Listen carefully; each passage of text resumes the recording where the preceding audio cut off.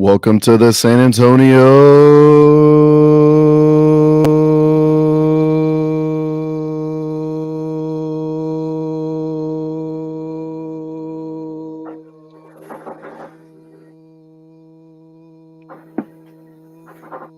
SAFC Fan Cast. I'm your host, Royce, and today's show, we only got the bases loaded. We only got 4 hosts, co-hosts today. Let's start out with the shout out on second base. Jonathan Check joins us from bluishmoon.net. Jonathan, how are you? Doing all right. Glad we finally got to start this new season. Excited to actually have real, meaningful games to talk about and some other things outside of the game that will also invoke some interesting discussion. Did we start a new season? It kind of felt a little bit like last year. We'll get into that.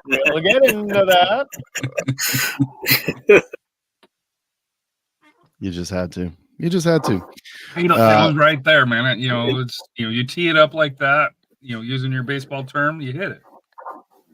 So just for that, we'll go to Rafa next for the introductions. Rafa, how are you? Pretty good. Pulling double duty today. Just finished off with the 50-50 podcast. And now I'm here ready to talk about last night's game.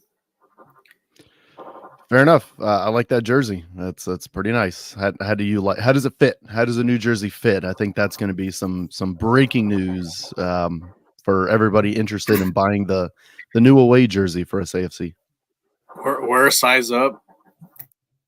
I rather have Adidas or Hummel, but I actually like this patch. This one because it does. And it has more color than the other one we had. I think it actually came from one of the polos had one of something similar to this. Yeah, I have that in my closet. I was going to buy it. Yeah, or I was going to wear it. I have it in my closet. It's the it's a 2022 championship polo, and it has that metallic badge. Yeah.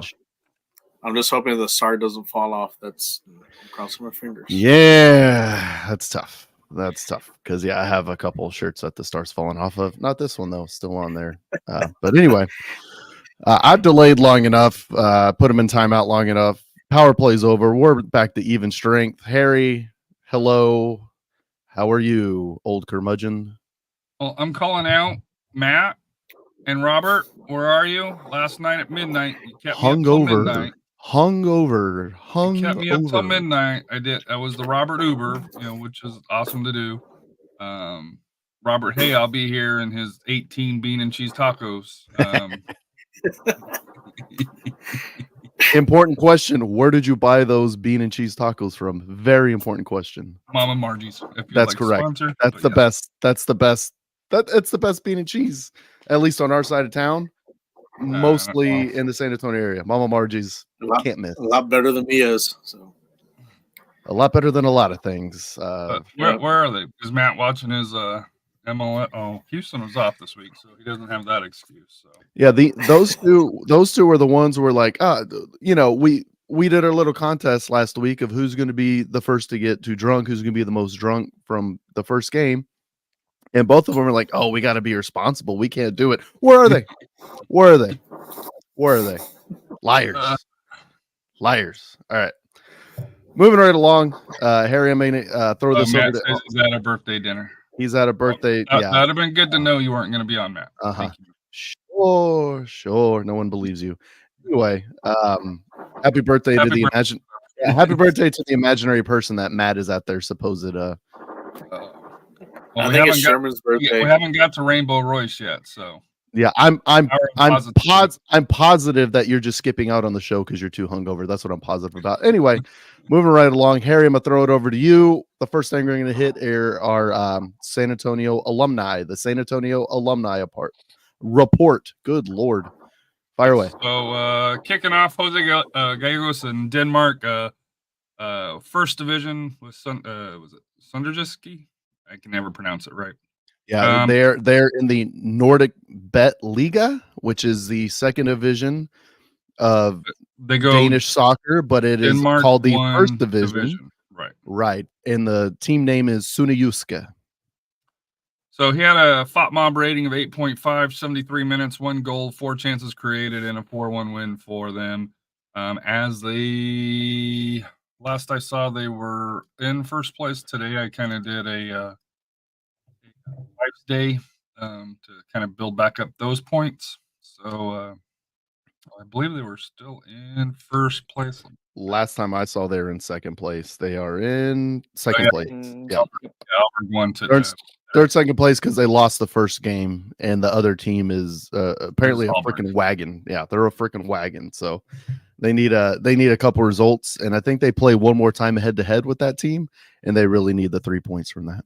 But really, all they need to do is be in the top 2, and they get automatic promotion. So they're 11 points ahead of Wendelsissel, who has 35 points. They have 46 points. I think in looking at last, I know I'm such a soccer nerd. Looking at the last previous years, they need to get about to 60 points total, and then that should secure them automatic promotion unless it's an odd year. So they're about 15 points away from being able to do that. So Jose may be going back up for that, and then for the MLS, Tani. Another hold on real quick. Let me fact check you on that one. The number 1 team right now is AAB. I don't know what that stands for. Sue me. Sorry. AAB is in first place through 21 games with 48 points. Sonderjuske is in second place with 46 points. The third place team is Vincesai. 35 points. They are 11 points clear right now. So they just need to maintain their pace and they'll get that automatic promotion. So they're in really good shape for Jose Gallegos' team. And on to other former players for SanAntonio FC. Go ahead, Harry. Just a quick note, do not trust MLS pronunciations on those. Thanks. Appreciate it. I'm 50, That's why I said let me do it. I'll take the heat if it's wrong because I mispronounce everything. So. Sam Adeniran, St. Louis City versus Austin FC. 59 minutes, no goals, no assist. Had a 6.1 FOTMOB rating, but more importantly, he gave his jersey and signed the card with the Hesters. The Hesters. Yeah, yes. The Hesters. So to me, that's a win. And then Tani, super sub, 36 minutes, 7.0 rating. Had a sweet assist. If you haven't seen the assist, I would play it, but it's MLS, and MLS would come after us because we're a USL show. But he had a game-winning assist that that lead to the winning goal, 90+6. But such a nice touch on that pass to set up the winning Minnesota goal. If you would like to have other people listed in the alumni, and those are the 3 that are top here, most prominent. That we inquire on or see highlights on. That's who I've listed here. But if there is others, I know St. Clair obviously had the win, drew. Minnesota won in the net for that here. So Minnesota's still undefeated on the season. So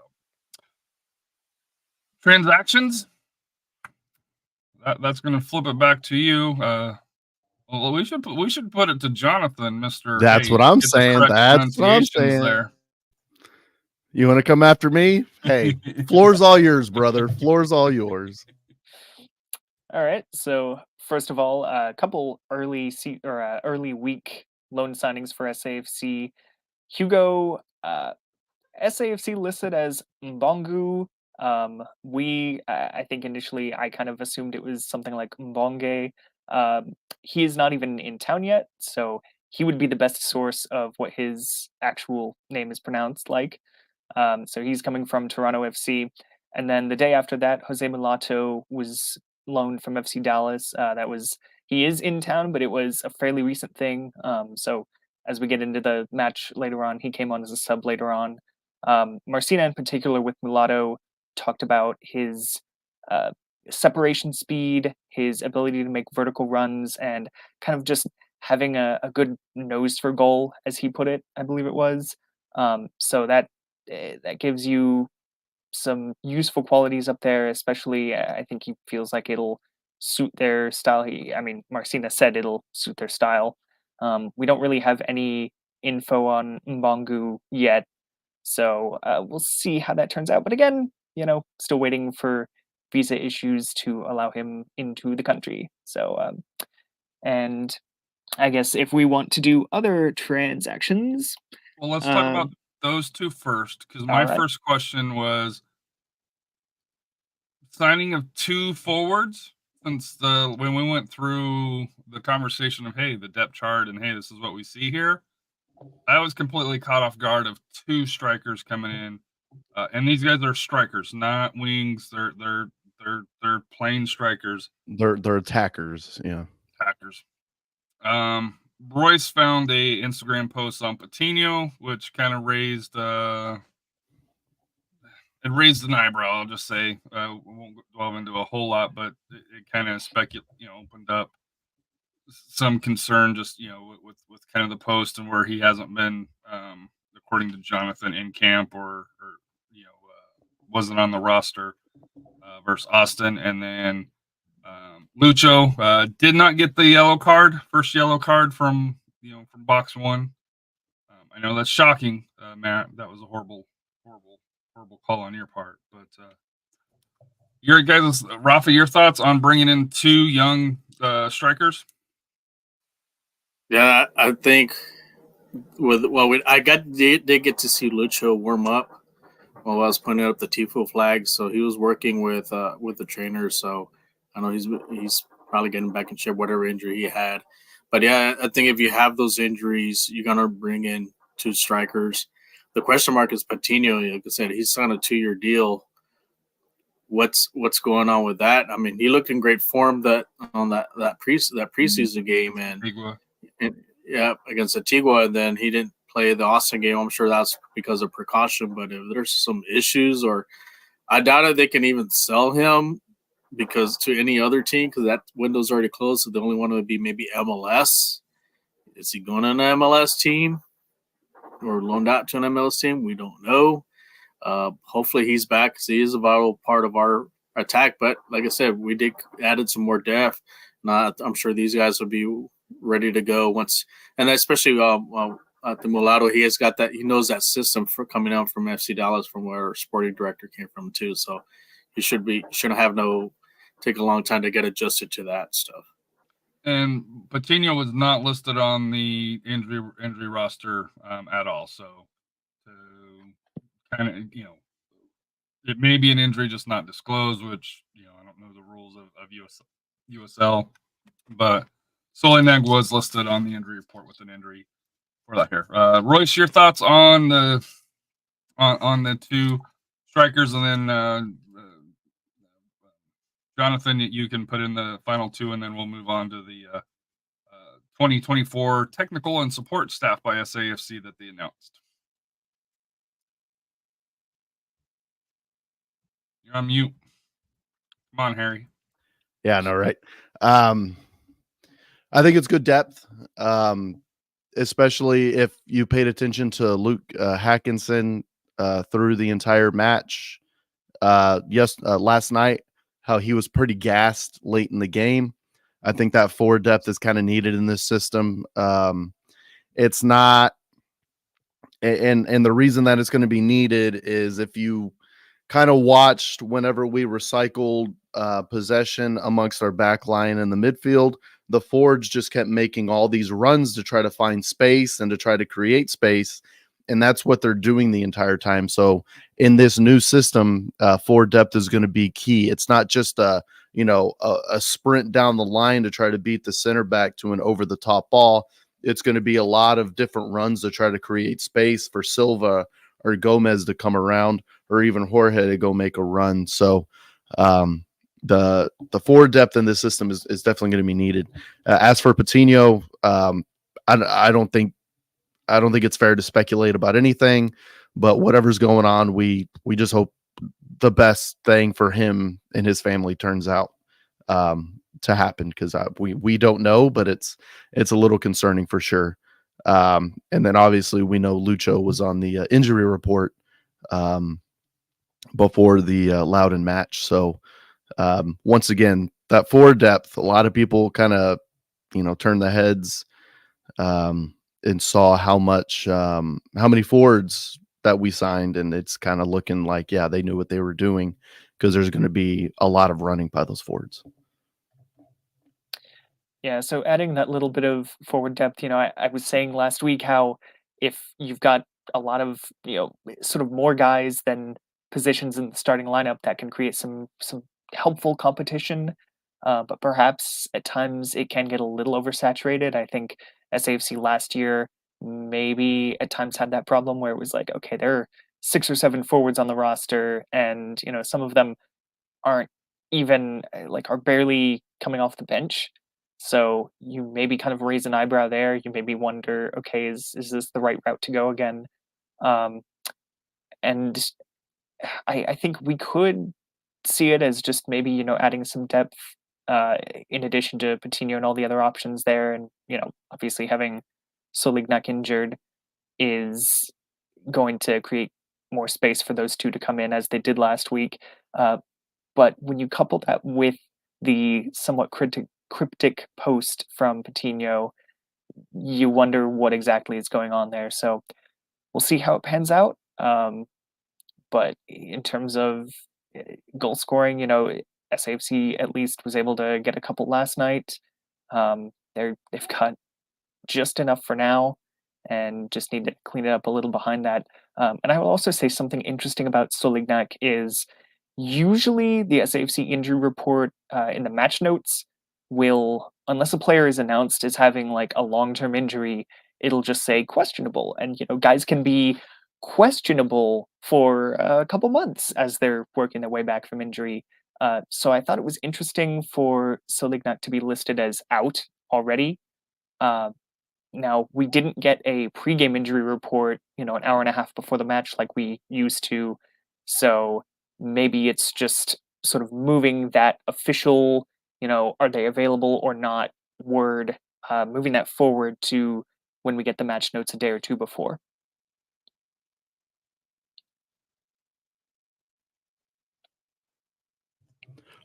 Agreed. Moving along. SanAntonio FC announced their new technical staff and support staff for the 2024 season. And it includes some familiar faces. There's also some very, shall we say, noticeable departures kind of announced in this. So returning back, we have obviously Allen, Dario Potts back, Juan La Madrid's back, and Juan La Madrid has also expanded his responsibilities, I believe. What else did he take on? I think it was academy, right? He retains his duty as pro academy director and head of goalkeeping for the first team.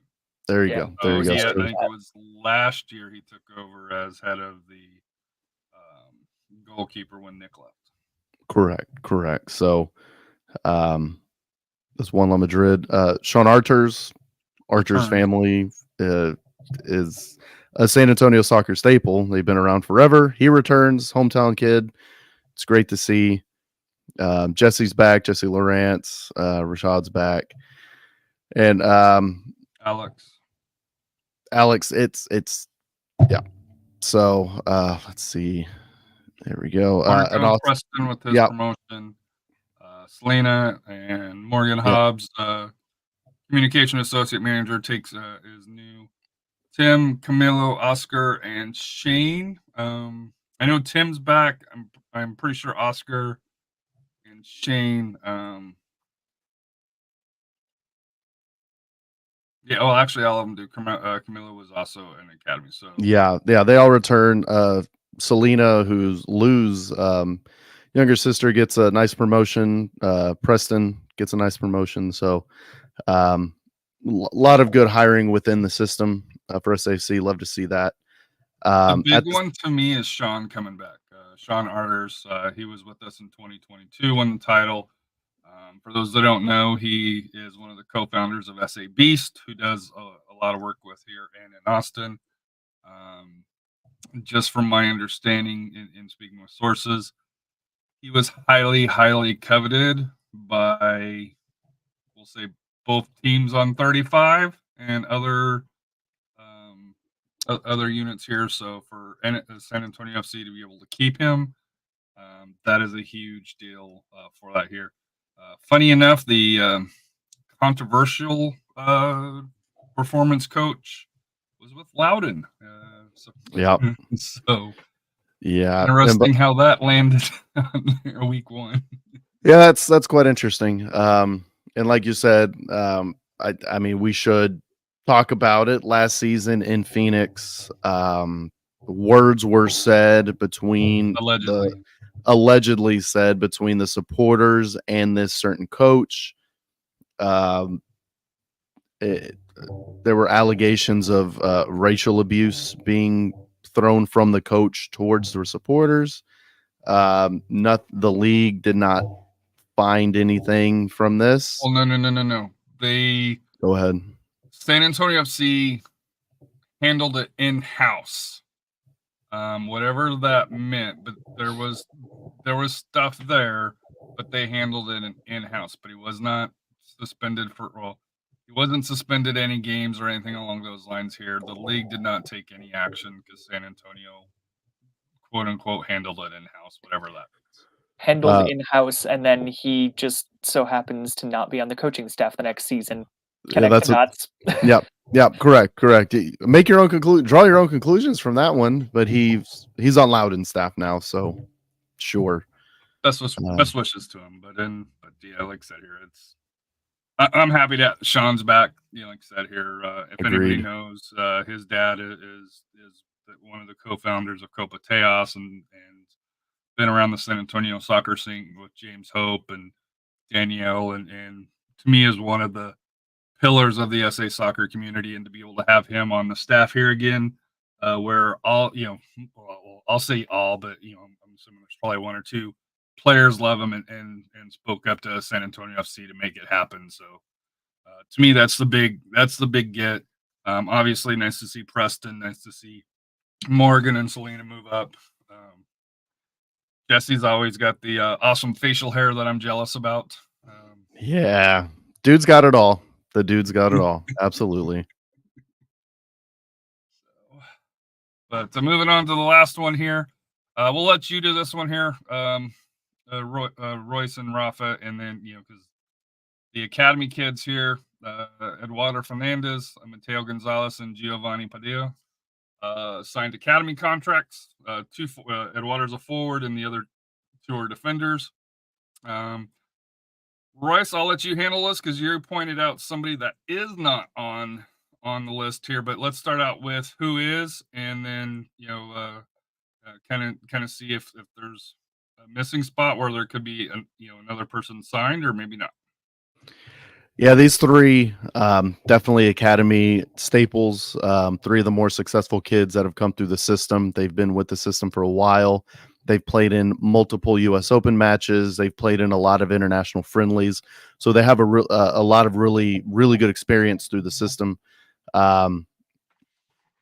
Gio just, from what I understand, signed. He has a verbal acceptance of a deal to go play for Incarnate Word for college soccer. Eduardo and Mateo, I'm not exactly sure where they're looking or if they're trying to stay pro. I'm not too sure yet, but I do know Gio has a verbal commitment to go to UIW. The player that is noticeably not on this list is Dalziel Ozuna. Dalziel just turned 16, and he's had a couple camps with the United States youth national team. So we'll see what comes of that. That's going to be something to pay attention to. Not sure if he's looking for clubs elsewhere, if he's just going to do the academy thing, or if he's going to try to go for if they're trying to negotiate a pro contract rather than an academy contract. So, and joining us live from, I don't know, live from Hungoversville. Not even some big hop, bro. Get off me. I'm not even the one hungover. You should ask Robert. Yeah, when you compare yourself to how hungover Robert might be, that's not even That's like saying, wow, that's No, Robert. water. Robert. No, Robert. You think I'm wet? You should see water. Yeah, come on now. What are we talking about? Hey, by the way, the answer on who got the first yellow card, since we already brought it up, I went with Patino, John Check with Lambert, Royce and Rafa both with Painter.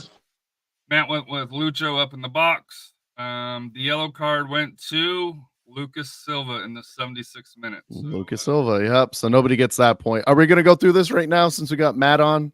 We brought Matt on. We're going to go through a little fantasy thing. All right, we'll do that. Red card hasn't happened yet, so that's great. The first goal scored by Lucas Silva. Matt had Patino, Rafa had Hackinson, Jonathan had Agudelo, I had Fernandez, Robert had Taintor, and Harry had the correct answer.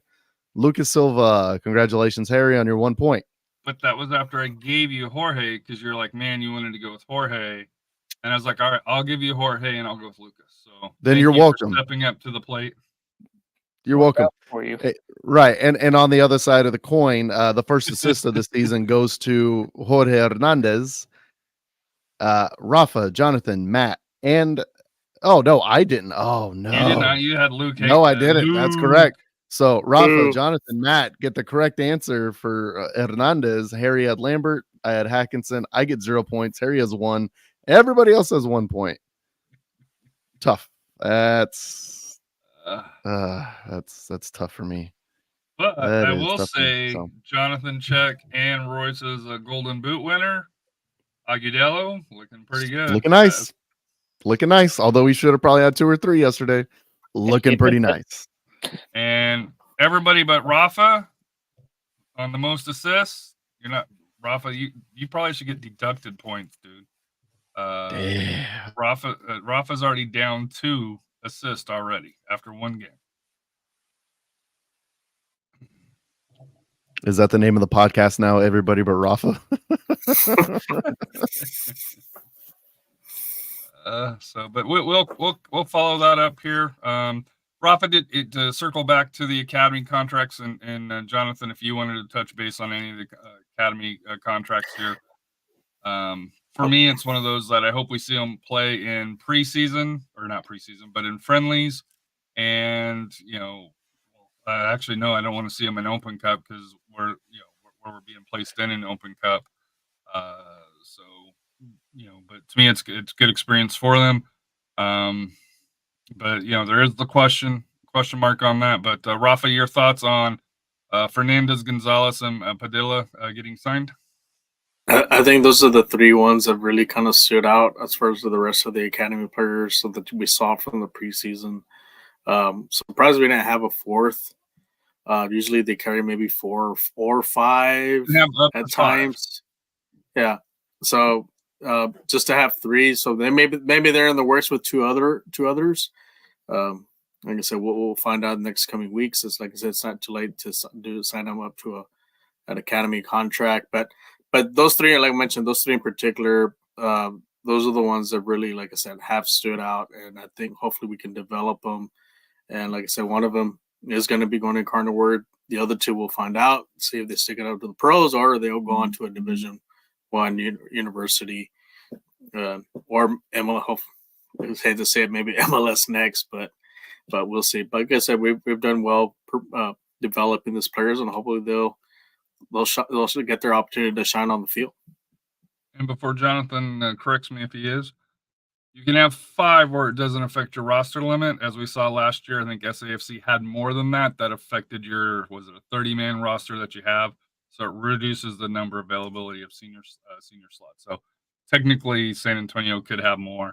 Generally, most USL clubs will run with 5 because that's what you can get away with before it affects your senior roster. Jonathan, any points that you wanted to put in before correcting me? Because I know you love to do that. Yeah, I mean, the weird thing with the extra academy players they added last year is I think it was basically only for the Open Cup. So it might have just been a case of, hey, we've got space in our roster for a few more. Let's add them for this match. And even then, like, these are USL roster rules. I don't know how that compares with the Open Cup. I don't. It's all mysterious. U.S. soccer. How does it interact between the different competitions? I don't know. But just to kind of go back to something we were talking about, I'm pretty sure we addressed it already. I know we were talking about it before. Is missing Dalziel. We're already doing the transition music. Okay, cool. Not having Hurry up with your award speech in the Oscars there, JC. Come on now. We just thought it was interesting to not see Dalziel Ozuna listed among these because he was signed last year. There's been a lot of hype. He's in U.S. youth national team camps. And I thought maybe it was a case of, was he kind of like Leo Torres some years ago? Was he signed to a professional contract? He was not. He wasn't on an academy contract last year. So maybe they're working on a pro contract. Maybe he's going somewhere else. But who knows? But that was a very notable omission. Hey, Matt, we have an assignment for you. You need per Jason. Do a wellness check on Robert. I will say Robert sent me a text this afternoon saying, hey, if we wanted to go get lunch, but I was already on the date with the spouse, and that took priority, Robert. I'm sorry, man. So fight and die for the things you know you love. Do what you think is right, and see life do what you want. So fight. All right, and we're back, and it's time to get into some Loudoun United and SanAntonio FC, the first game of the year. One of the things do we want to talk about lineups first, or do we want to talk about the? Do you want to talk about just before the match? The tailgate environment and stuff. Yep. Did you want to go through that? So that let was, me start that was out one with of your the positive topic. before we, let me put in my inner Royce on here. Congratulations or thank you to the 4 Loudoun United fans that traveled all the way from Virginia. I met a couple of them. I know we shared some beers. Robert, he exchanged a scarf with them for that here. So they were fun to be around. Awesome to see Loudoun fans outnumber RGV fans. Oh wait, did I say that out loud? Sorry, man. Damn, dog. Damn. Well, here's the thing. There's now officially 0 RGV fans. So there's also zero. There's also 0 Bold fans. So tough. Bold was Just probably did Edson better. dirty. Sorry, Edson. So, but we'll let Matt start off with the tailgate. Since he and Rafa are huge behind it with the FTC, and I know they work jointly with the Crocketeers. All of and Stuart with 210 Alliance. It was a fun time. I got there early, being the Robert escort for that here, so I was able to go and enjoy the full festivities of it. So thank you to all 3 of the groups. It was a fun time. If you get an opportunity to go out, please do. Well worth it. I didn't think it was going to be as busy as it was, but in speaking with people afterwards, they thought it was a well turned out tailgate here. Yeah, it was a pretty good turnout. I mean, same thing. I didn't expect it to be that many people as well, especially with the parking and the currency and everything. So, I mean, the more people that come out, the more people who support, the bigger it gets. So that's all. That's pretty much all I can say. Thank you everybody to 2-0, the guys also in FPC, and James and the Crocketeers. We pulled off a pretty big tailgate. Heard a lot of good reviews. So let's just keep it going. Hey Matt, there's music in the background, and I don't want to get a notice about infringing on somebody's music for that here. So as long as he does like less than 30-second spots, I think we're fine. Okay. It's when Less that than goes 30 over seconds. 30 seconds, that's typically the threshold there. So also I couldn't hear what song it was, so I think it's perfectly fine. There's a lot of hi-hat, lot of highs. We don't want attorneys calling us. Yeah. So you're cut off after 30 seconds is basically what Royce is saying, because I'm not taking the chance. Talk really fast. Rafa, your thoughts? It was a great turnout. I mean, for all three groups, because they're working hard to get everything set up, and so kudos to all the guys. Like I said, FTC, Crocketeers, 210. Like I said, it was a good to see. Like I said, it was good to get back after these months. Not having soccer for a while, so see some familiar faces, some new faces, and just the hype of the beginning of the season. The anticipation was great. So it was, like I said, great turn on. Hopefully the next, like I said, then at the next home game will be just the size of the crowd will be just as big or a little bit bigger.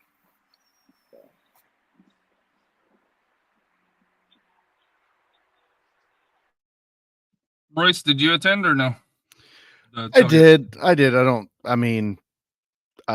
not the guy to go to for opinions on the tailgate. I thought it was nice. It was a pretty good crowd. I will say that normally it's the three-headed beast tailgate plus a whole bunch of people around. There just weren't a lot of people. I saw Lone Star had a tent up on the other side of the tailgate area, and then the three-headed beast had over there. That's 210 Crocketeers and FTCs. So it was definitely a lot smaller than I saw. I also did notice there were a few people tailgating at the high school lot, which is a no-no. But whenever that's kind of what you gave people to do, that's what people are going to do. And I'm interested. This game had the drone show. So that empty lot that sometimes they'll let you park in for overflow right next to Morgan's Wonderland, the grassy lot, that was closed off. Because that's where the drones were setting up and everything. So I'm interested to see whenever they open that back up, people start tailgating over there because they're not going to tailgate under the bridge anymore. They're going to find somewhere to do it. So I think the team's going to have a little tough time establishing that new policy, and I'm interested to see where it kind of evolves from there because I think they're kind of backing themselves into a corner, but we'll see. We're only one game in, so we've went around the horn, and Jonathan's not one to go into this just because he's media and he does get there, but with because he has standards, because his parents have the club seats, the swanky seats, so it comes with the free parking. So this wouldn't have affected him anyway. So they came out right after our last show that, hey, they're going to charge for parking. It was advertised at 15. Even when I went up to pay, they said it was 15. But, by the time I parked, got to the checked in and get my ID through the Crocketeers, so that way if the people in the white shirt are out there, nobody gets in trouble. Got my beer, and then speaking with one of the Crocketeers, and he's like, "Well, how much did you pay?" I was like, "I don't know." He said 15. He's like, "Well, they had a service charge on top of it," and true enough. So the park isn't 15; it's 18.24. Which, and like I said, I won't speak for the supporters groups, but allegedly there is going to be $2 returned in some way to the supporters groups. I think that they're still hammering that out to figure out how that's going to be handled out, because I don't think they want it paid to them directly or something where SAFC can say, hey, we bought item X for you along those lines. So for me, like I said here, I understand why. I don't like it. We are a little bit spoiled that we haven't had to pay for parking before. I would love to have stayed home today and gone through and try to dig up the tweets around the U.S. men's national team game where SAFC came out and said, hey, no, this was only for the U.S. men's national team game when they were here. This isn't something for there.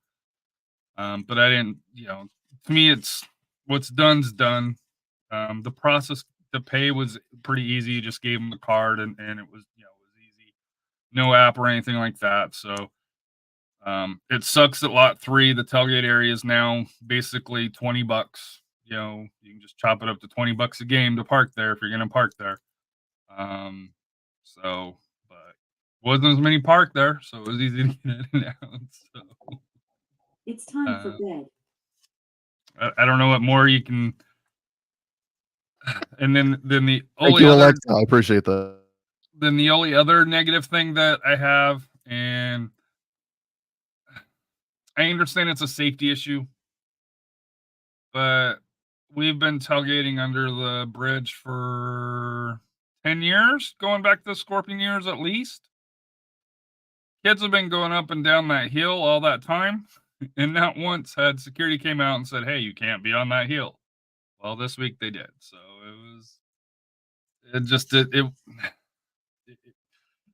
it set the tone for the night, kind of in a way, for that here. Yeah, max 18 taxes and fees for that here. And to me, the other positive was being able to see Max for that here. Yeah, that awesome was to see him and think that was great. Thank him and his family. Well, his family wasn't there, but to thank him in person for all that he does for us, serving the country and being stationed overseas in Germany right now, and that I'm sure he'll tell people in the future that he'll be moving again, except to the other side of the world. So. Yeah, it's going to be wild. Yeah, absolutely. Rafa, your thoughts on the parking and whatever. Like I said, I don't know if it changed it. I don't know if it changed the environment that much, but you could tell that there was an uneasiness in the area. It's I don't want to say it ruined it, but it definitely dampened it, in my opinion. I think it was a total buzzkill, and you can tell they didn't even fill out the parking areas. Period.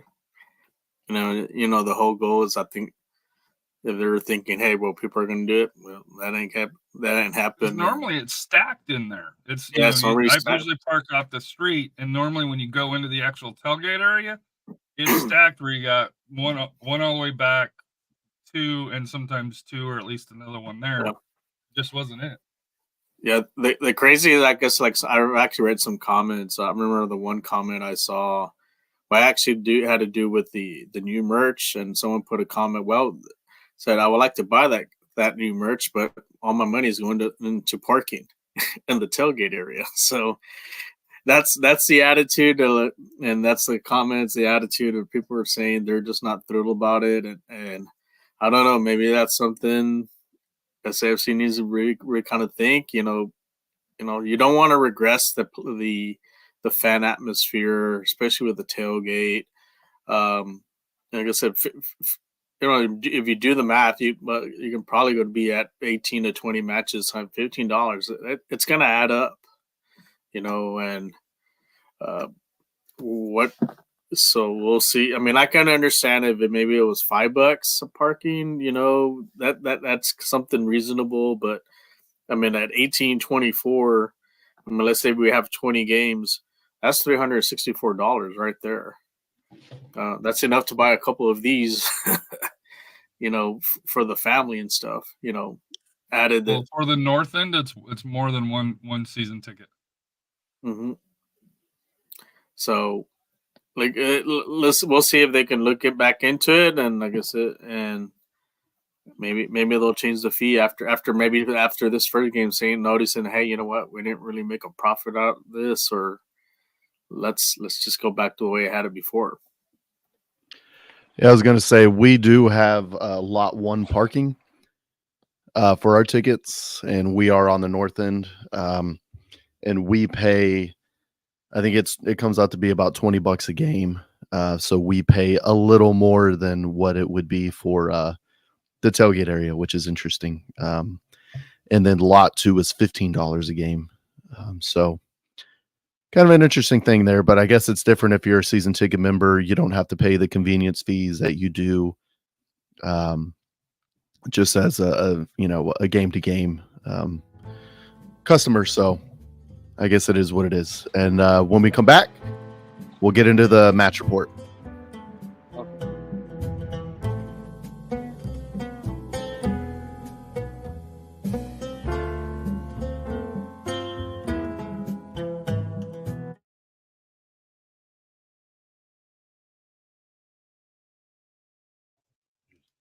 We're back. Right. Yeah. What was that? What was that karate chop? I don't get what you're trying to say. We're back and had to cleanse the environment here. So, did you want to say something, Matt? I know we didn't really give you a chance, but right as hit the mute button, you popped up. And then we'll move into the lineups. I mean, it's like I believe I told Rafa and a couple of others. Usually that lot behind the tailgate is full by tailgate starting.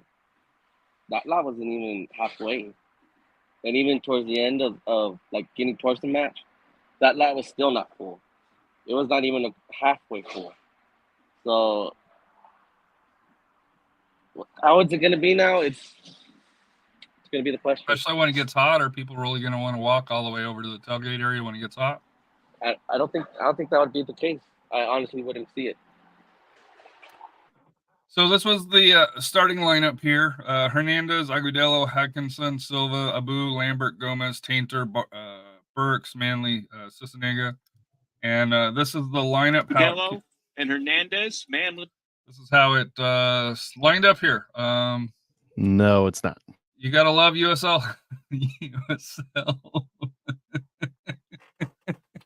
Never, ever. So we got take Lambert those up grabs. top with Agudelo, Fernandez, Manley on the left-hand side, Silva, Abu, Hankinson, Burks, Gomez as a center back, Tainer on the wrong side, and so at least got that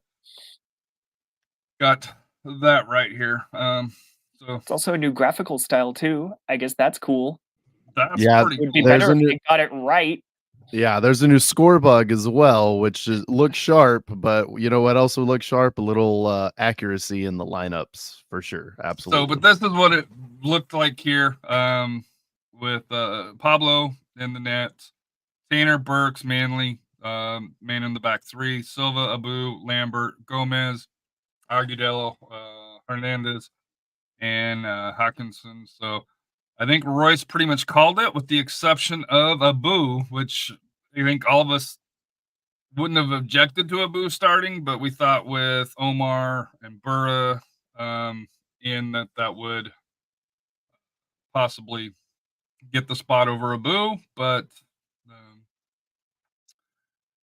interesting lineup, and this was without, I think not having Patino kind of helped solidify for Team Royce there, but and then on the other side, Loudoun did line up with Francois, Ryan, Elmaker, McCabe, Balat, Sundritz, Tinley, Hughes, Elderson, Awat, and Hugo in the nets here. So your thoughts on how they lined up here? We'll start with you, Jonathan, from the press box. Your thoughts of the lineup from SAFC?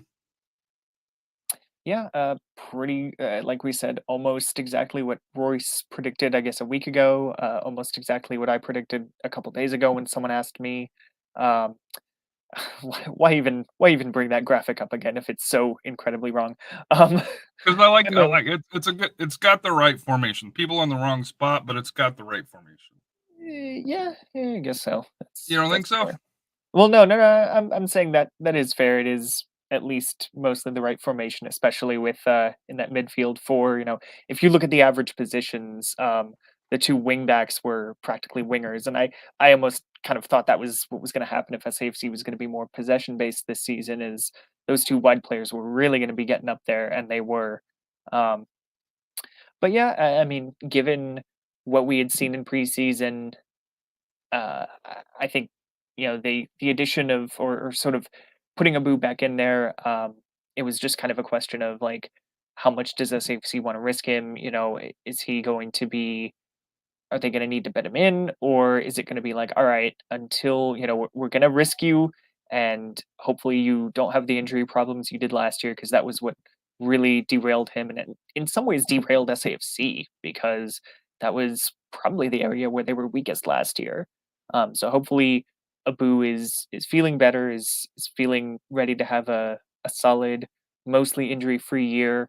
And up top, I mean, it's the debate was kind of, okay, I mentioned last week how you have sort of Hawkinson in the lineup somewhere, whether it's as a wingback, as he kind of alluded to earlier in preseason, or as a forward. And I actually told you at the tailgate, Harry, that it's maybe not so much a question of where is he best. It could just be a question of where does SAFC need him. We talked about they had the 2 forwards on loan, but they're not exactly ready to start yet. You have Patino, whatever's going on there. You've got Solignac out injured already before the first match, so you kind of just needed Hawkinson up there more.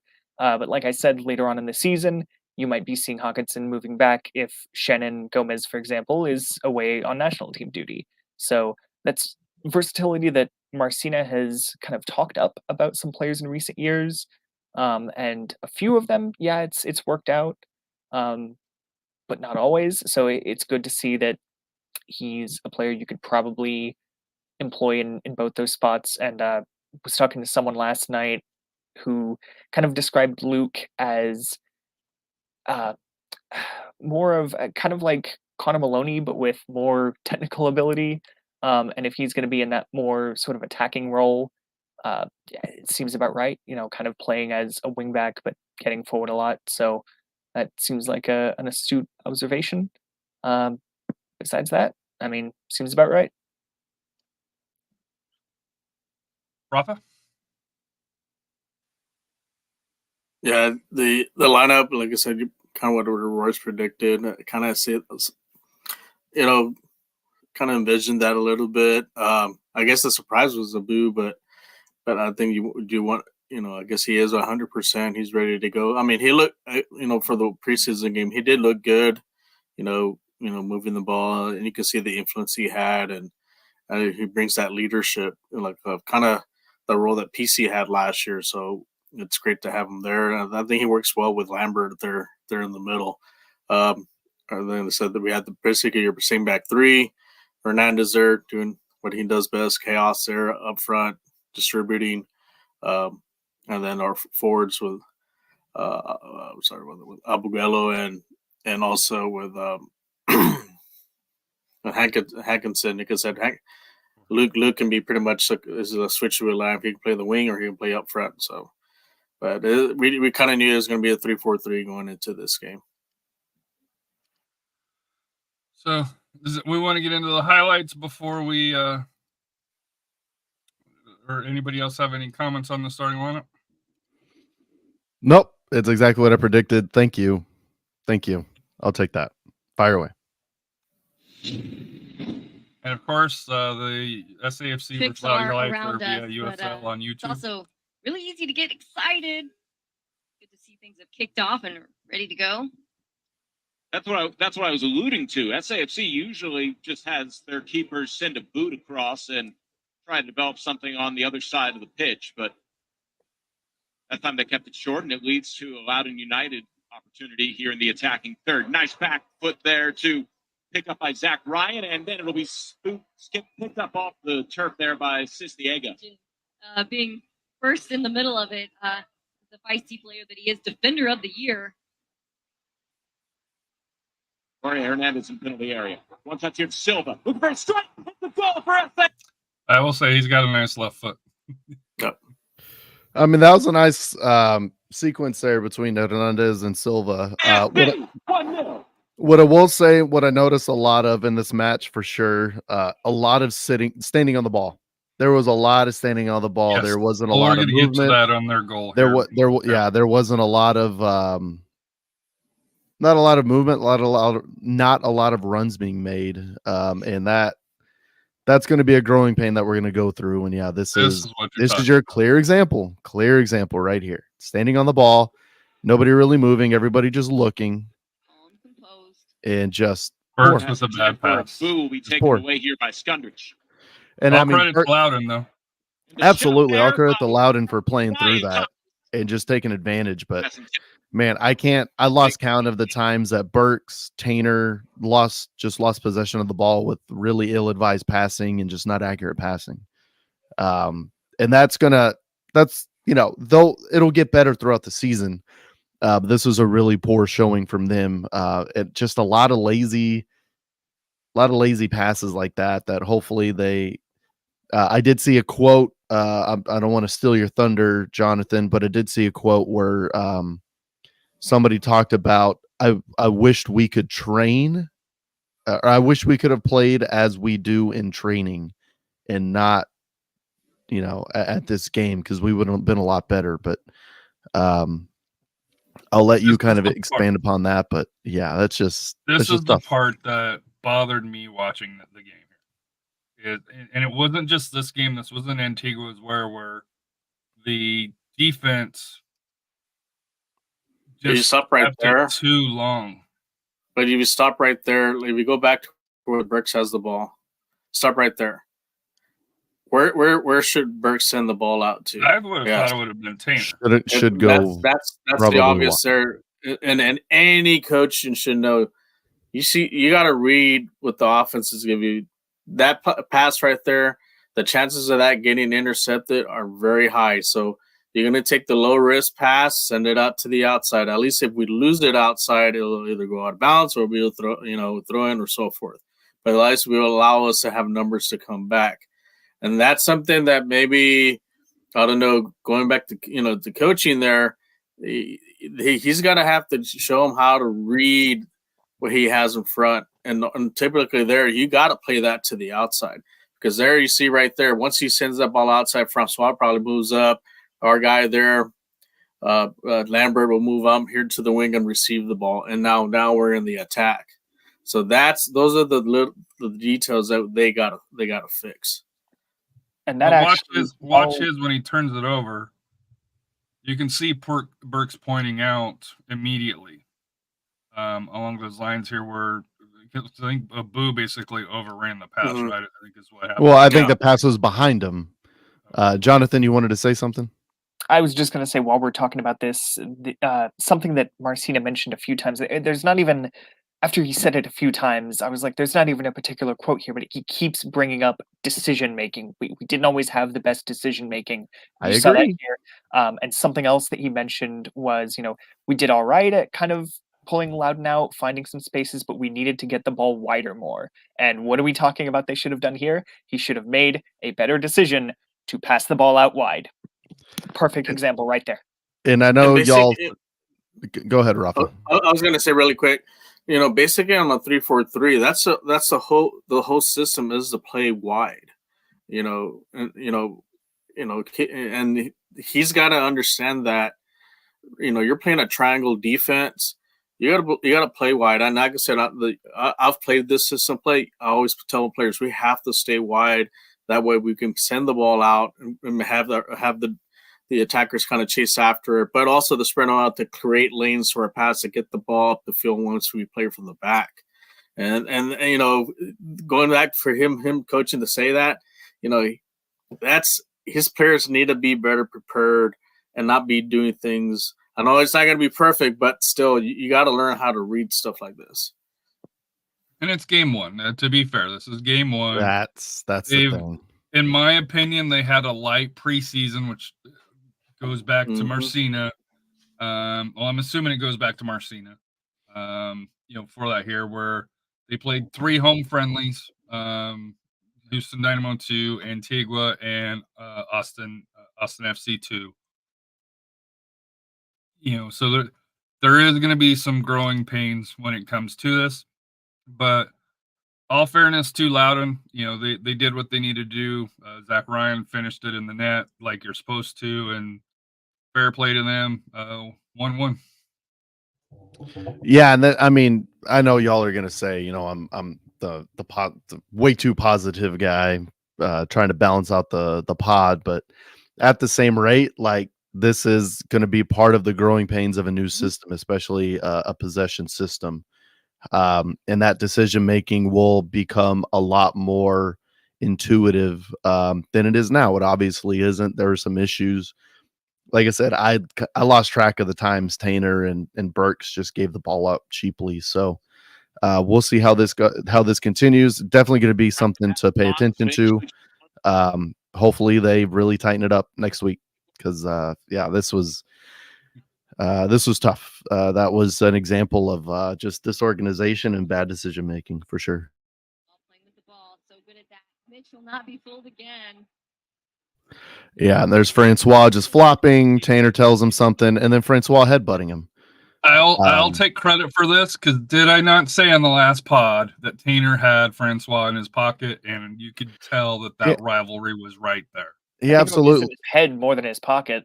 Yeah, exactly, and that's a big thing. And I know there's a few people saying, "Oh, it's shameful from Tainer to flop like that."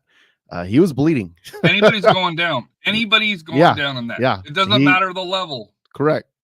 You Exactly. get headbutted like that in the English Premier League, you go down. And USL, what League 2, NISA. What brought that yellow card to a red card was there were two things. Number one, the ref went over to the linesman. Linesman said, "Yeah, like he got into him, but I don't know about that." So he gave him the yellow initially, and then Tainer went over and said, "I'm bleeding. Look at the blood." And then that's when the fourth official, that guy in the U.S. jersey, goes over and said, "If there's blood, it's a red card, dude. Like it's a hockey play or something." But that's what he said. If there's blood, it's obvious he did headbutt him. It's not a yellow, it's a red. Goodbye. See you later. And then hopefully they show the entire San Antonio crowd waving to Francois as he walks off the pitch because everybody stood up and waved. So, yeah, just a poor decision. Rush of blood to the head from Francois, and you can't do that. You can't do that. So there's some videos here that aren't. So yeah, it's Rafa's Swagadelo time. Yeah. Yeah, here's Jorge from the side. There's a nice back heel from Silva. Jorge with some dribbling, gets through. Agudelo, one touch, turns on a dime, finishes. That was a nice goal, and that's what I expect to see from those two. Well, I guess those three in general for the rest of the season. That was great to see that combo already working. Oh boy. Just a nice quick touch, a quick 360 to turn, had plenty of space, plenty of time. Loudoun needs to close on him quicker. But at the same rate, that's why he's a national hero. Juan Agudelo opens his account for San Antonio FC. Love to see it. Yeah, I don't know what this pass by Hugo why it's so impressive, but it made the highlights.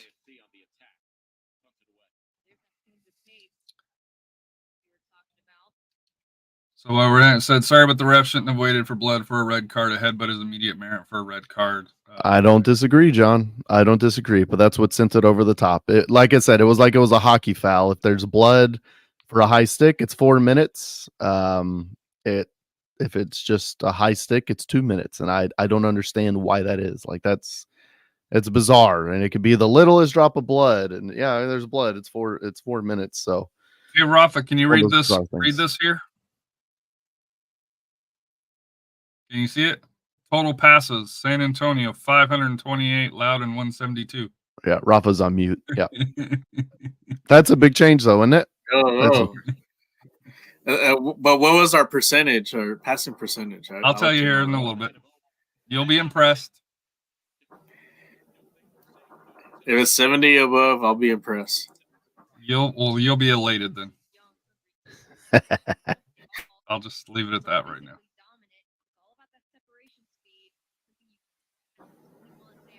Agudelo with a nice dribble going into the box. Here's one thing I don't understand.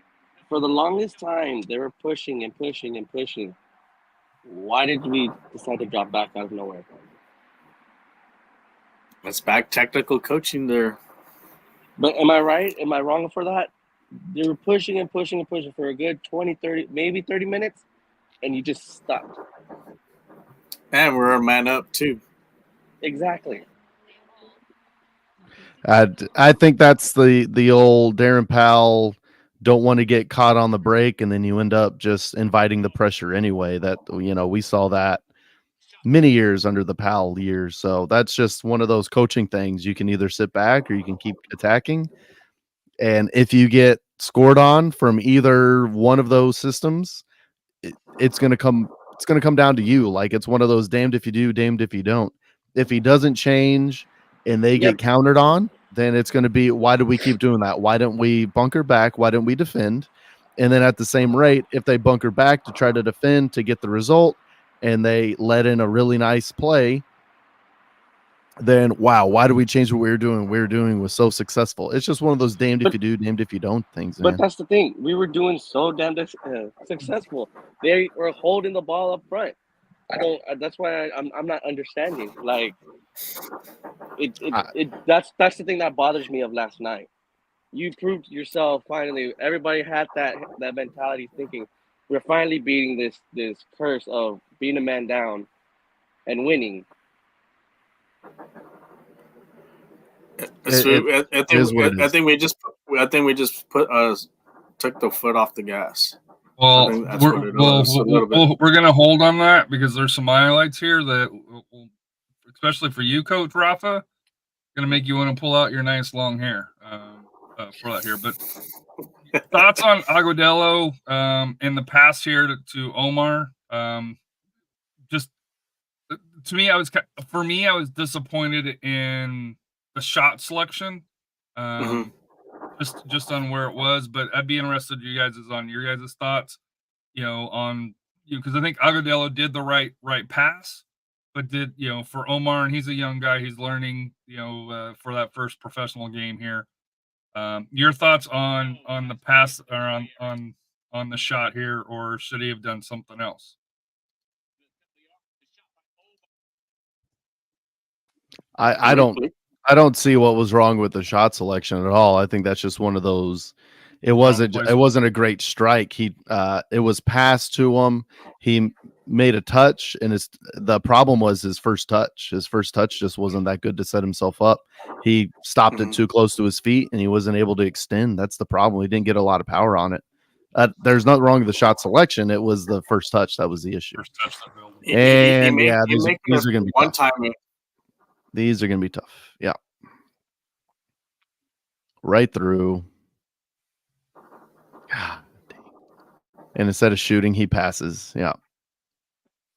You should he have shot it on? You should have shot. Kicked it back instead of. He should have shot. He tried to give Mulato the easy open net. Agudelo should have shot. That's what should have happened there. That happened right in front of us, and it was an open net for him. He should have shot. And you could see him there just kind of talking to himself like, what are you doing, man? Just shoot the goal. And this is the scary one here. Yeah, that's really, really bad. And just Cisniega is unbelievable. He had a really nice match. He gave up 2 goals, but he had a really nice match, Cisniega.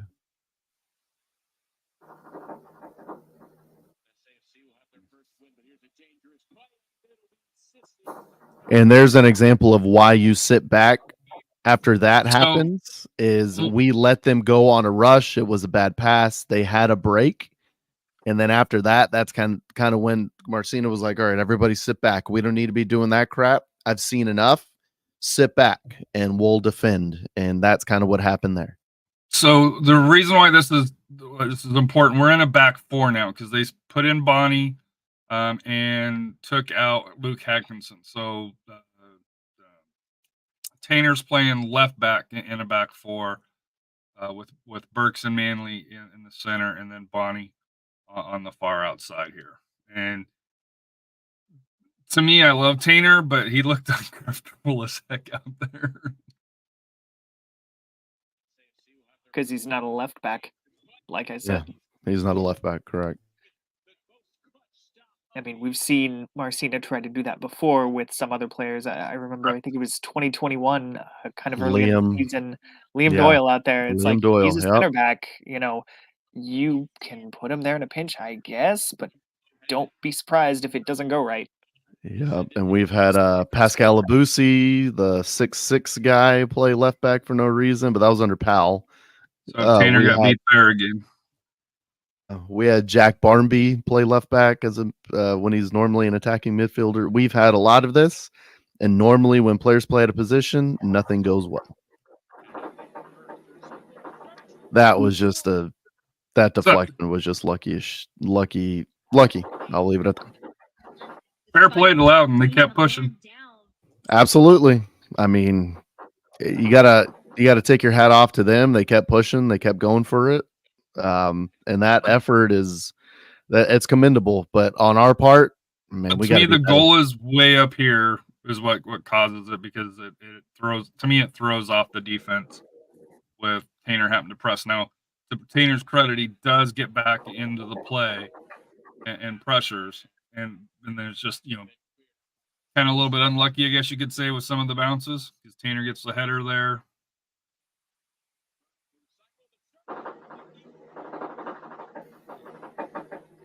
Yeah, that's tough to watch.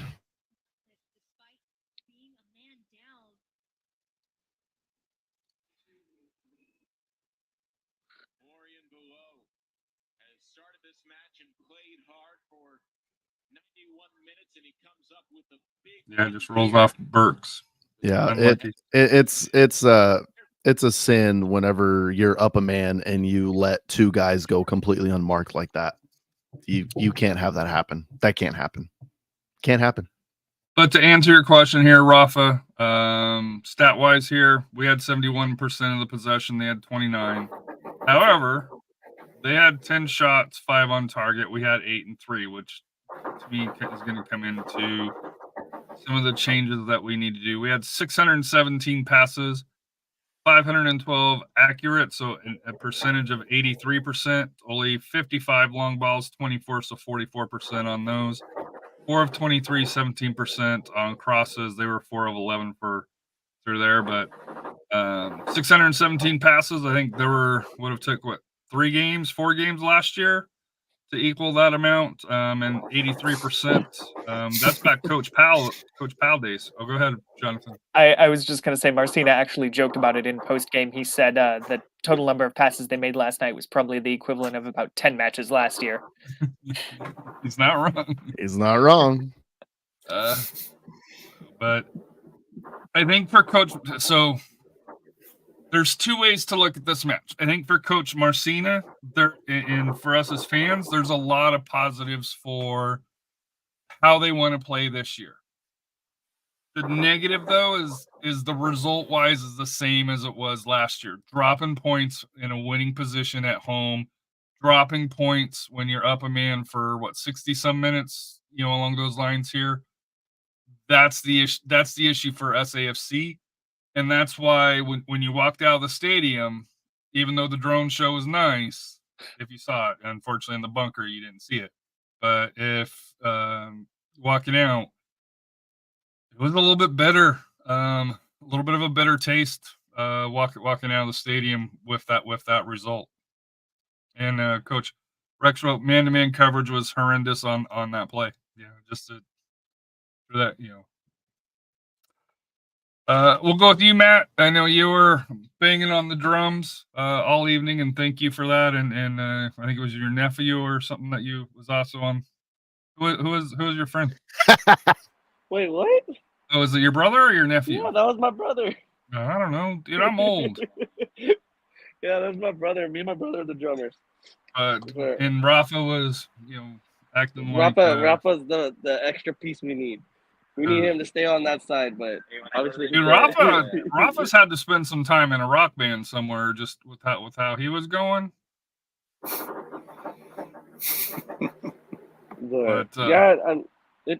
Overall, I say the game was great. It showed a lot of positivity. Obviously, it's not the result, but is it promising? Sure. We'll just say sure for right now. Clint says, I think overall we look better than we have in a while. I loved how we controlled the ball. I agree, Clifton.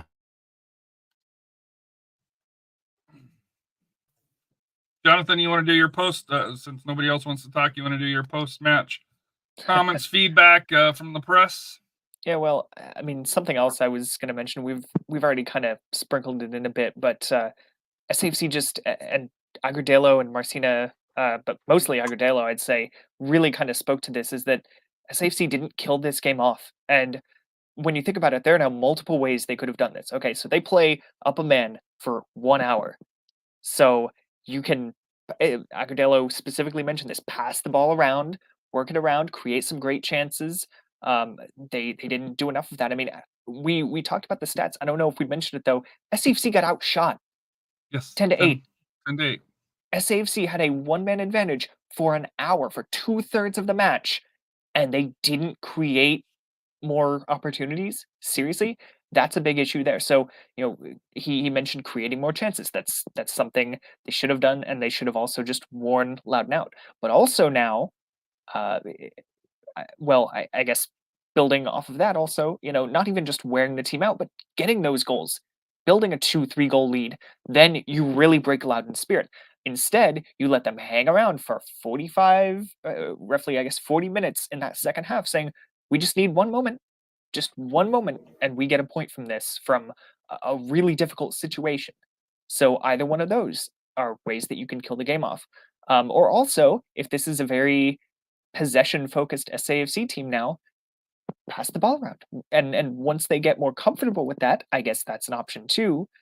But when, like Marcina mentioned, poor decisions, when you make those mistakes and the match is still fairly close, it's still a 1-goal game, you run the risk of dropping these points.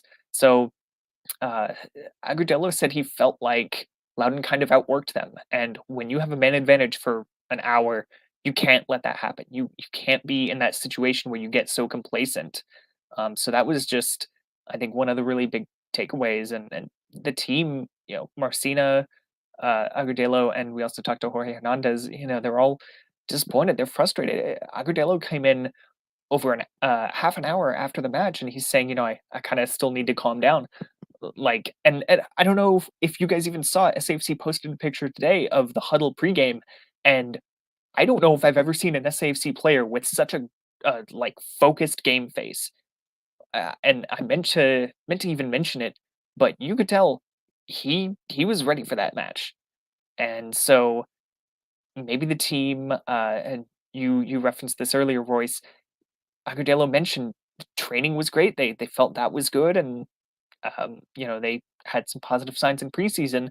For whatever reason, that did not translate into this match, and they need to figure out, okay, how do we get that positivity? How do we get that good play on the practice field to translate? Because that's where it actually matters.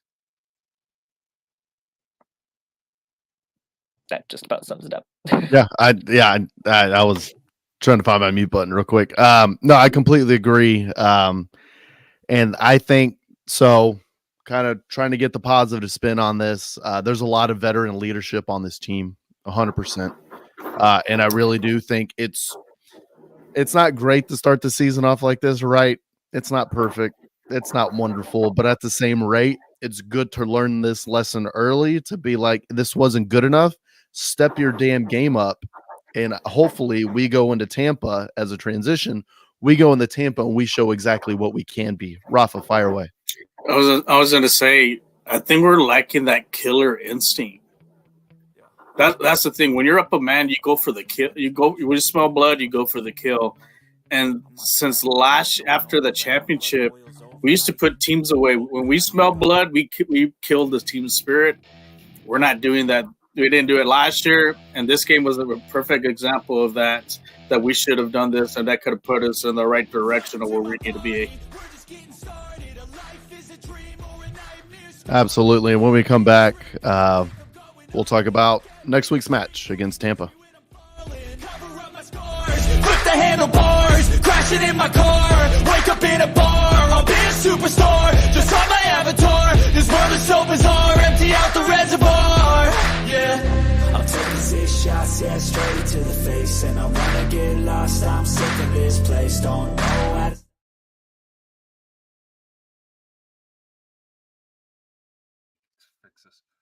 We're back talking about Rowdies, SanAntonio FC versus Jordan Farr.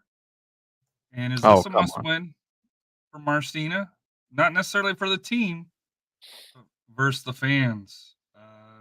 If Marcina and the fans' relationship, those will be what we're going to be talking about here. Tampa Bay Rowdies, Jordan Farr, and the importance of this game.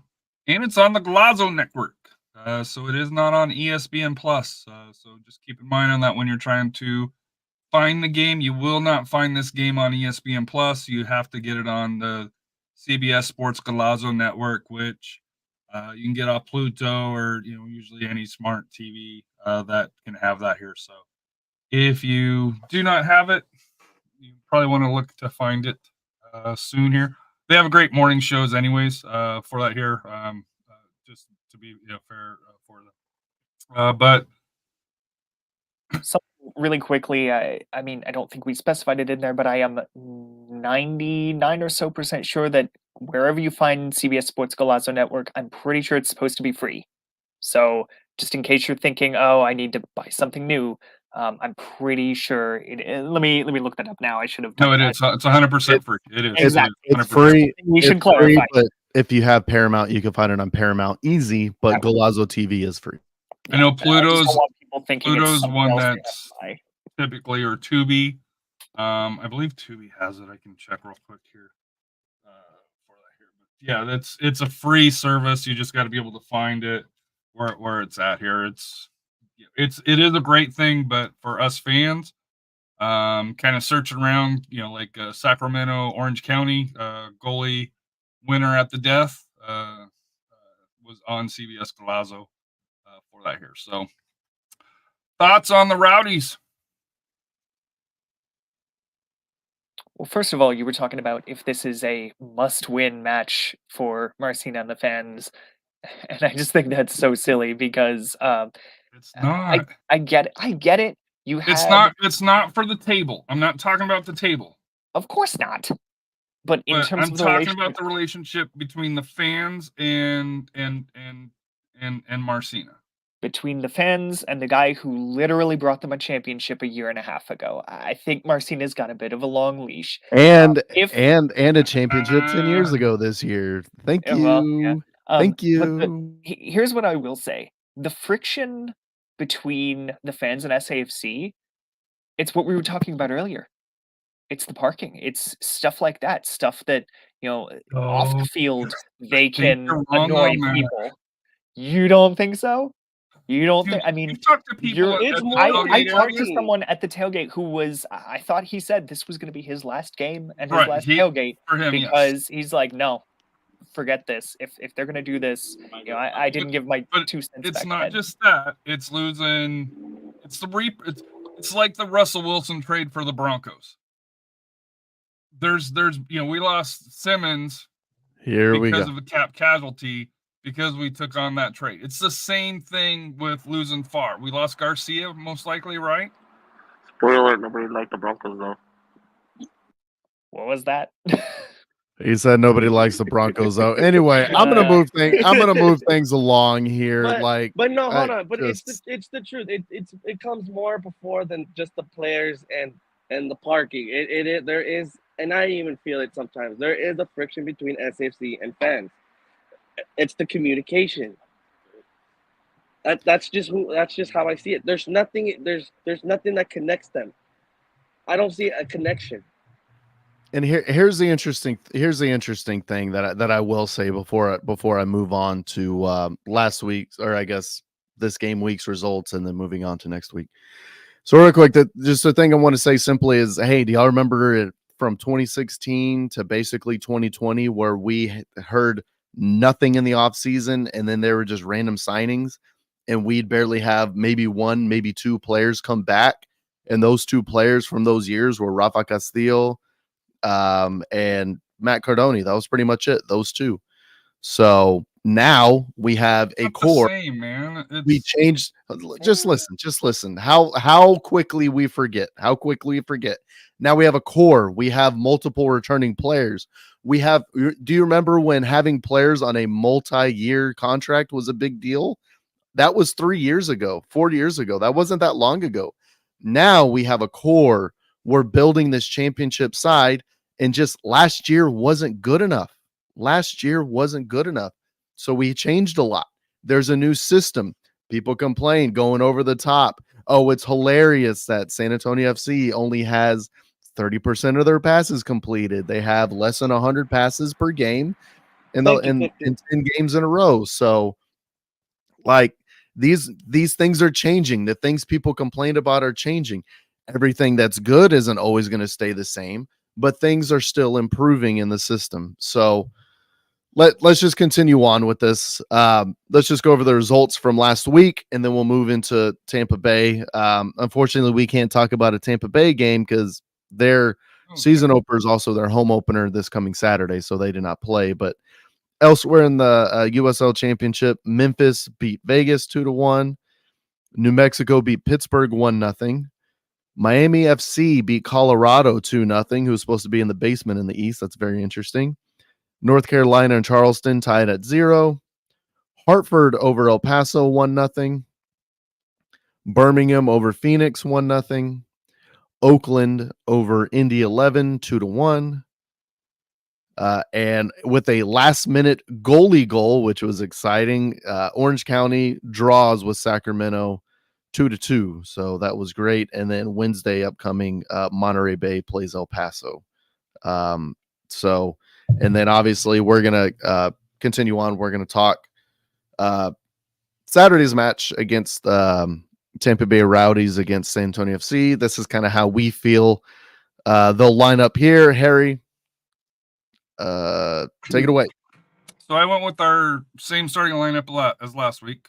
If you guys want to make changes, we can see about making changes. But for the Rowdies, Jordan Farr. This is kind of an estimation. Doherty, Lasso, Gillian in the back. For course, Lasso is all USL Championship. Nick Moon, who's also usually an all USL Championship. Oh, I forgot to type in his name. Lewis Hilton in the midfield. Ortega, Jennings, Fernandez. Those four, and I forget who this is. All four of these are beast when it comes to it. So here's my question to you guys. Number one, I think they run pretty much a back five. They've got a new coach, so we'll see. Nick Moon, I know, goes up quite a bit for that, in the attack, but their defense is very hard to break down, very similar to like Coach Lilly in Pittsburgh. But the difference is they do have attackers up front. Fernandez, Jennings, Ortega came over from Phoenix. Hilton's a quality in the midfield. One, how do you think our young our back line will do against that, especially with Silva and Gomez, as far as they get caught up sometimes? And then number two, Tampa does press a little bit. How do we think that's gonna impact SAFC here? We'll go with you, Rafa, on your thoughts on this. I think we may. I wouldn't be surprised we end up going with a 3-5-2 to kind of go back, play back a little bit, kind of stop their counters and their press. But like I said, there's gonna be a chess match here. Can our defense, be mentally focused and not making these errors? Because, like I said, Tampa Bay will pounce on these errors a lot better than Loudoun United. So, and then for us, we gotta create shots, and the whole thing with the controversy with Jordan as far as his goalkeeping. Well, let's put it to a test. Let's start peppering with a lot of shots and pressure him, challenge him from distance, and and see what happens there. So, like I said, it's going to be an interesting game. Like I said, at least the good thing is we have a game under, so we can make whatever adjustments we need. This is a lot of pressure is going to be on Tampa because this is their home opener. So we can take advantage a little of their nervousness and any slip ups. Like I say, hey, listen, we can pull out and get 3 points. And I think we definitely need to get the 3 points because losing those 3 points to Loudoun, we got to make those up. And one way to make it up is winning a big game on the road against one of the top teams in the Eastern Conference. Royce? Yeah, I mean, take two, right? Take one, not great. A lot of lessons to be learned, and hopefully they can really turn this thing around. There's a lot of, like I said, there's a lot of positivities that came out of last night. They just got to put it together. They got to wake up. They got to put it together, and that performance and the decision making needs to be a lot better on the field. But hey, only we're up, right? Matt? I mean, you can still keep digging. I mean, just saying. But no, I mean this. They're not Houston. Okay, bro. Let's dial back on that one. I get it. We lost to Columbus. Leave me alone. Anyways, the lineup seems just about right. Hopefully our back line does a little bit better than they did this past one. So let's just see how we handle their press. Like Terry said, they're statistically better at pressing. So let's see how they do. Jonathan, your thoughts from the media row and possible things that you see coming from SAFC this week? Yeah, so I'm going to focus on the pressing since it's been brought up. That is something that Alan Marcina has mentioned. Even though they haven't gotten to see Tampa Bay this year, because obviously they haven't played yet, and even though it's a new coach, they can at least scout the players. And Marcina said he does kind of have a sense of how they might line up in terms of formation and tactics and all that. Um, and he also expects they're going to be a pressing team, which he thinks plays into SAFC's hands. And in their home opener, their season opener, especially, the pressure might be there to grab the game by the horns to put SAFC under that kind of pressure. And so Marcina thinks that plays into their hands. You know who else they said that he said that about? Loudoun United. He said, I feel like I have a sense of how they're going to line up. They're going to press, which plays into our hands, and it didn't quite work out as we saw last night. So I think it can work out if SAFC makes better decisions, like Marcina had alluded to a number of times. If you clean up some of that passing around at the back, that's something they're still getting used to. Okay. Hopefully they're able to improve upon that because, like we've mentioned, a few of you guys already have said, Tampa Bay is not going to be as forgiving of those mistakes. And even against Loudoun United, they still were not that forgiving. Ended up coming away from SanAntonio with a point. So we'll see how it goes in terms of SAFC. Take two in terms of being pressed is going to play into our hands. We'll see how that works out. And obviously, the Jordan Farr storyline is going to be what everyone is thinking about as they watch the match.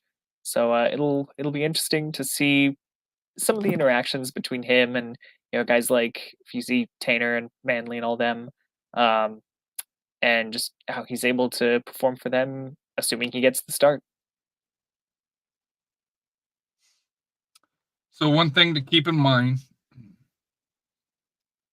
another reason why this match is important is the ability to host the final. If records are tied, goes to head-to-head. So for SanAntonio FC, if they can win, yes, Jonathan? Keep talking, but I'm not sure that applies for the final because it's an imbalanced head-to-head thing. Because you're playing, for example, the one game in Tampa. According to the standings, let's see. If based on the rules last year, head-to-head mattered for that here. So for the that's final, only if yes, it's still part of the playoffs. Okay, but for example, like there's in the standings, it has a note: if head-to-head is not applicable, skip directly to tiebreaker number 4, as goal differential and points per game in conference would not be applicable either if the teams did not compete head-to-head. But everyone competes head-to-head, so right, I don't know if maybe they just haven't gotten rid of that yet. But I feel like it's maybe a bit unfair to say, Tampa Bay had the better head-to-head record against SAFC. Well, they only played once in Tampa Bay. That's a bit of an advantage there. I don't know that that's exactly a fair comparison, a fair criteria or criteria. So when it says for the USL Championship final, tiebreaker 3 is not applicable if the teams are level on head-to-head and goal difference skip directly to 4. So head-to-head points earned in regular seasons is number 1. So that's still silly to me. Right. So, but the odds of that happening are small, but still it is something to keep in mind when you've got two teams that do want to be in the final slot here. For SanAntonio FC, a draw or basically a draw or win helps them if they do end up with the same amount of points as Tampa Bay Rowdies for that here. So Final thoughts. We're gonna give Royce final thought number 1, and then he can have a second attempt at final thoughts. But Royce, tell us about Mike Taylor's barbecue cook-off and the fundraiser coming up on April 6th. You're about 24 days away, if my math is correct. Yeah, days are counting down quickly. Yeah, just kind of the same bit. I'm going to hammer this on every pod until we get to the actual barbecue. It's charity barbecue. All proceeds go to the Boys and Girls Clubs in the Salvation Army there off of Peacock Avenue. Well, it's just the Boys and Girls Clubs where it goes to. And it's for, equipment or whatever they need, operating costs, just to help them out. What they do is they do great work for kids, a lot of underprivileged kids, a lot of just regular kids that go there for after school care and after school activities. It's pretty simple, $25 for a ticket to go on the grounds. You get barbecue samples, comes with a t-shirt, a whole bunch of stuff. If you look at the QR code there on your screen, you can take a snapshot of that and go to the website and get more details. If you go to Salvation Army, satx.org, there's going to be a link there as well to find it. And there's also a plate sale. So if you just want to get a plate for lunch on that day on April 6th, that's perfectly fine. We're going to have plenty of plates for sale in a drive-through, and those are $10 a piece. So I think it's a pretty good deal. So we'd love to see you out there. We'd love if you could just get out there and buy some plates of food, or if you just want to donate, you can absolutely do that as well with the QR code, or like I said, just go to Salvation Army, satx.org, and you can donate there. And the menu is chicken leg. Excuse me. Yeah, the menu is going to be, it's going to be a chicken leg quarter. It's going to be sausage, rice, and beans. So it's going to be a pretty good hearty plate for the $10. So final thoughts. We'll go with Jonathan, Matt, Rafa, or actually we'll go Jonathan, Matt, Royce, me, and then Rafa will close out the show with highlighting what he's going to be doing this week, and if he's traveling, where's Rafa going to be at here. So Jonathan, kick us off on your final thoughts of the week here. Your Man City came up short, like they normally do. Yeah, that's not what we were saying last week. Like they normally do. I know. Harry acts as if they're not. You know what it is? Harry just always uses Man City as a cudgel to beat Rafa's Real Madrid. So I do. Harry's just trying to balance it out a bit. Maybe we won that day, so. Yeah. Well, they played nobody, right? Anyway, no. Sure, okay. Man City came away from Anfield with a point. It's not great, but it's also not coming away with a loss, which would have been very problematic. That'd be Royce and Everton. But no, I'm. This show's already fairly long, so I don't know that there's really much I need to say. It's just nice to have an actual match to talk about, to build off of now. We don't have the caveat of, oh, well, okay, they won, but it's just preseason, so take it with a grain of salt. No, we're going now. The wheels are turning, and we'll see if SAFC is able to bounce back this next week. And I will say, for all the eyebrow raising that maybe I've done tonight, and for all the eyebrow raising that I've talked about SAFC perhaps doing into itself when it looks in the mirror, I am hoping to get an article out in a couple days that should be more, positive and not really bad vibes or anything. So if you want some positivity on the SAFC front, I'll take care of that in a few days. Senior Matt. Yeah, I want to thank everybody who showed up. I want to thank everyone who showed up to the tailgate, showed up to the bunker. Shout out to Stephanie Mejia at Chica Fuente on X. She made a great video for the guys. You can find her on Instagram, X, and I think that's about it. Also, I know a bunch of people found out kind of late before the game. Second pitch did close its doors finally due to some issues. So thank you, second pitch. We'd like to throw that out there for everything y'all did for us, for FTC and 210. We're very grateful for y'all. And then as for watch parties for us this upcoming game, we will post something as soon as we get something together.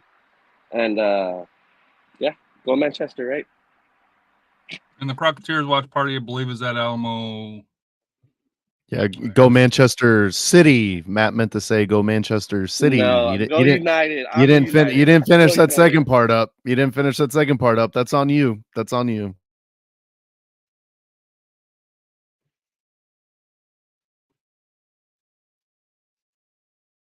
You're up, Royce. Oh, I'm up. Okay, my bad. Final thought. Let's get behind the boys. Let's get behind the boys. Let's go get those 3 points in Tampa Bay. Let's get a better performance, a more thorough performance, and let's see exactly what this system can do. I'm looking forward to it. There are a lot of really positive marks. There's a lot of differences in the system. There are going to be growing pains, but hopefully we put it together in Tampa and we come home with all 3 points. Let's go. My final thoughts has to do growing pains with Toyota Field security. It's week 1. I know I had issues with my flag that I've had there for years. I came up and told that I wasn't able to, but I talked with Jose. They're going to review it. But I was cordial with the security staff. So if, just be nice to them. A lot of times it's outside of their control for that here. They're being told to enforce a certain policy, whatever it is. We may or may not disagree with it for whatever reason. But just be nice to them. Be respectful. They are working there. They're there to provide safety for the players, safety for us, along those lines here. And hopefully for SAFC, if you are listening to this, don't lose the fan engagement portion of it, whether it's a flag, on the north end or the west end or the east end. I understand if you're standing up and blocking people for the whole game, that's a whole different story. If it's a flag that's not SAFC related and has other statements on there, completely understand that. But if it's the SAFC original flag that you guys sold, that is raised when the team scores a goal and then gets put back down, please don't take more away from the fans. You're charging more to go to the games. Try to leave the in-stadium experience as nice as it is. Why limit flags to just the bunker? The bunkers, it's a crazy scene down there. I went over there, for the second half yesterday. It's a fun environment. It's crazy. You should go to it at least once or twice a year. Help sing and support all 3 supporters groups. But for the rest of the fans, whether it's a sign, whether it's a flag or something along those lines, don't take that away, because that is part of the community. That is part of the experience of going to Toyota Field, along those lines here. So, my outreach to SAFC, I understand you got protocols, be nice to, to the staff that are working there, be respectful to them. I push back a little bit, but not in a rude or anything like that here. But it's they're just there to do their job. So as much as the guy I was talking to, you could tell he didn't want to do it, but unfortunately, just like in your job, if the boss tells you to do something, unfortunately you have to do it here. So, Rafa, hopefully you got something more positive with the high school seasons and stuff coming to a close here. I know we had some results in the TAPS championship finales that did not go SanAntonio's way, but we'll let you give us a quick catch up and let us know what's coming on Thursday at 8:00 or 8:30. Because I won't lie, people tuned in a little bit later, and then kids got home from school and were able to watch a little bit. So we may adjust our time, maybe back an hour, just to be able to encompass that a little bit more. Well, they're gonna have to tune in because we're gonna have some new RPIs. So we'll see who's on the list. So we'll have the pound for pound for the SA area. I just revealed mine for the 50-50 for the statewide. But before that, like I said, also congratulations to the Bernie Geneva girls. Great season for them, and also for the rest. Same thing, the Central Catholic boys too as well. It's a little game short, but hey, we'll bounce back. We'll bring a title back to San Antonio. Like I said, we have the UIL playoffs coming soon, and I do have a big special congratulations to our host for the 50 class, Coach Hector Cano, on his 150th win. And congratulations, Coach. Good luck to you tomorrow. Go beat Heights, get that title, get that number 1 seed. I know it's going to be early, 11 o'clock in the morning. And if you want to see some early morning soccer, Alamo Heights and MacArthur boys kick off at 9 a.m. So just to let you know. So it should be a fun game. Like I said, there are some good spring games. A lot of them are going to be early because a lot of the students are on spring break. And then some teams should be finished by the 19th. I do have a couple more live streams coming up. I do have a special one hopefully on the 19th. Stay tuned for that one, and then I'll have another one probably back-to-back days, and then we get to get nitty-gritty on the 24th certification 23rd, and then the 24th with the big old bracketology. We'll see if we can break that 8-hour record. Yikes. And breaking the record, it does not mean the shortest show. Yikes. This one's long enough. I don't know about 8 hours. I don't know about more than 4 times long as this show. This show's going on. And shout out to you if you're still with us. Thank you. Thank you for listening. 211 people are with us, so thank you very much. Yeah, that's wow. That's unbelievable. Thank you. Harry, your final, or I guess you did your final thought. So yep, I'll get us out of here. Yeah, I'll get us out of here. So what's life without goals? Go SAFC. Let's go take those 3 points in Tampa. Good night. Be Farr.